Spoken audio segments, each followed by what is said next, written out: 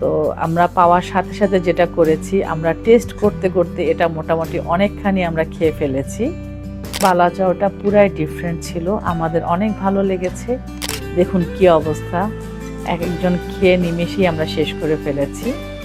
Normally বালা চাও দেখা যায় যে অনেক বেশি পরিমাণে বালু ভরা থাকে, খাওয়া যায় না।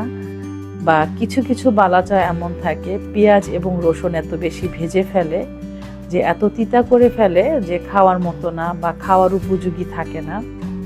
বাট আজকের বালা চাওটা পুরাই ডিফারেন্ট ছিল, আমাদের অনেক ভালো লেগেছে। এই যে দেখুন একদম ফ্রেশ, কোনো ধরনের কোনো বালু টালু কোনো কিছুই ছিল না। হ্যাঁ, এটার মধ্যেও রসুন ছিল, বাট একটু ডিফারেন্টভাবে ছিল, তাই ভালো লেগেছে। মানে রসুনের তিতাটা ওভাবে মুখে আসেনি বা মুখে লাগেনি। তো ভাবলাম এটা সবাইকে বলি যে এটা অনেক মজার ছিল। তো আমরা পাওয়ার সাথে সাথে যেটা করেছি, আমরা টেস্ট করতে করতে এটা মোটামুটি অনেকখানি আমরা খেয়ে ফেলেছি। তার প্রমাণ দেখেন, এই যে কতটুকু খালি করে ফেলেছি আমরা।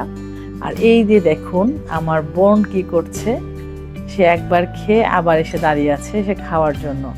ফার্স্ট টাইম বলে একটু খেয়ে দেখি কেমন, এরপর দেখেন হাত পেতে দাঁড়িয়ে আছে, তাকে যেন আমি আরও দেই। এরপরে আমরা এভাবে মাখিয়ে নিচ্ছি আরও খাওয়ার জন্য। আর কতটা ফ্রেশ দেখুন আপনারা, আমি দেখাচ্ছি আপনাদেরকে এটার সাউন্ড। তো এরপরে যখন আমরা এভাবে ভর্তা বানালাম, দেখুন কি অবস্থা, এক একজন খেয়ে নিমেষেই আমরা শেষ করে ফেলেছি। তো যাই হোক, অনেক কথা বললাম, আজকের ভিডিও পর্যন্তই। সবাই ভালো থাকবেন, সুস্থ থাকবেন, আল্লাহ হাফেজ।